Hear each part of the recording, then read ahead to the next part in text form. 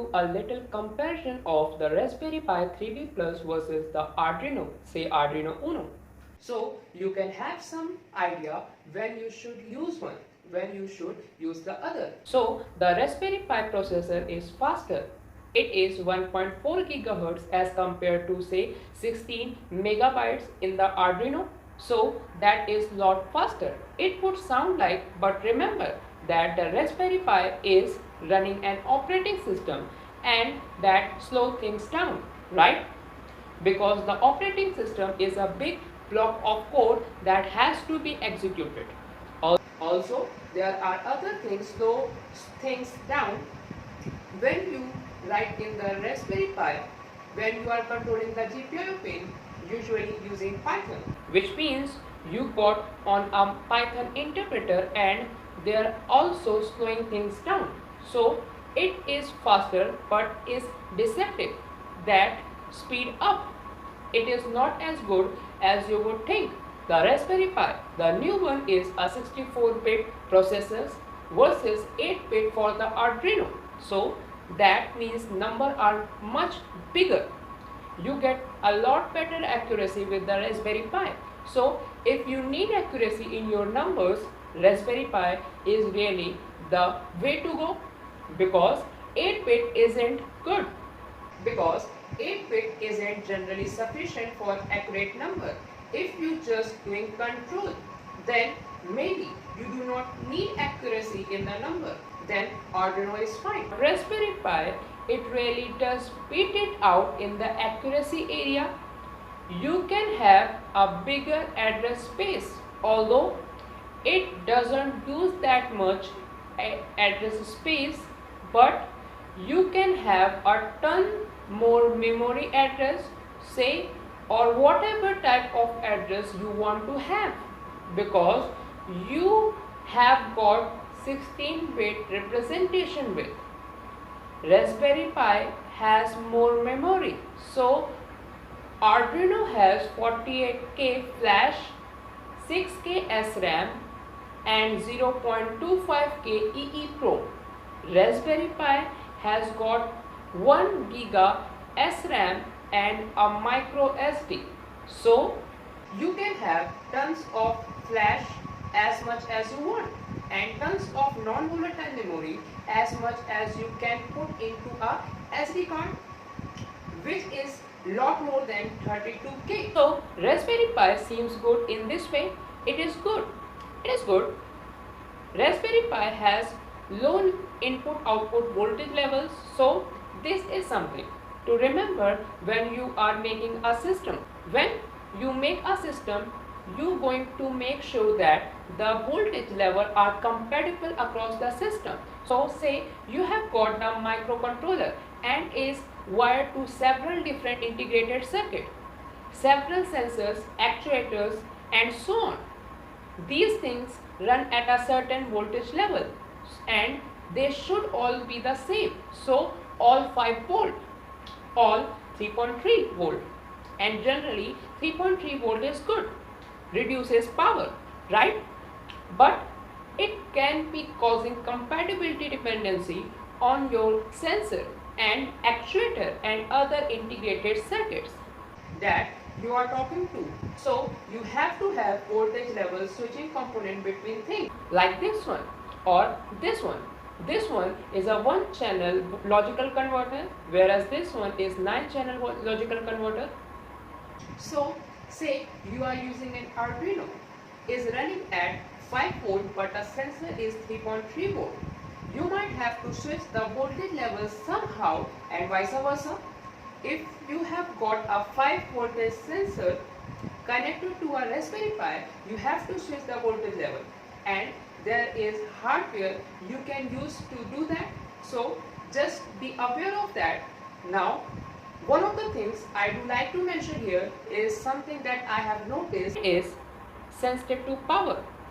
Okay, when I say sensitive, if you pull down, draw too much power, if it draw too much power, if somebody draws too much power from it, it will just reboot and mess it up.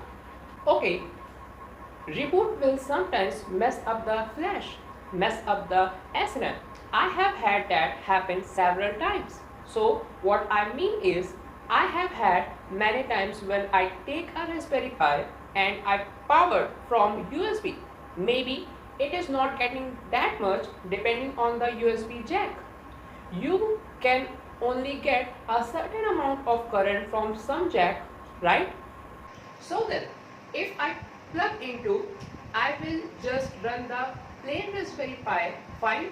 But when I plug into the USB port, something that sucks a lot of power, then the Raspberry Pi has to supply power to that, and it is not getting sufficient power from the USB port, and it will just reboot or sometimes right in the middle. That has happened to me many times, and I have had to reinstall. I don't know why this is, but I have to reinstall the operating system when I draw too much power. It is sensitive to that. Arduinos are not sensitive to anything. So when I just have control operations, I will use an Arduino every time over Raspberry Pi. But the best thing about Raspberry Pi to me is that it has an operating system on it. Best and worst, but let's say best. So when I say an operating system, I have to go with Raspberry Pi because Arduino wouldn't do it. So Raspberry Pi can support an operating system. Now we will talk a little more about operating system. Everybody knows what an operating system is or has some intuition about it, right? Windows 10, Mac OS X, these are operating system. Linux, the best. These are operating system. These things on any desktop or laptop is always running an operating system. So when some program is executing on your laptop or your desktop, it is not just the program executing. It is also the operating system itself. The operating system is a block of code and that is executing too.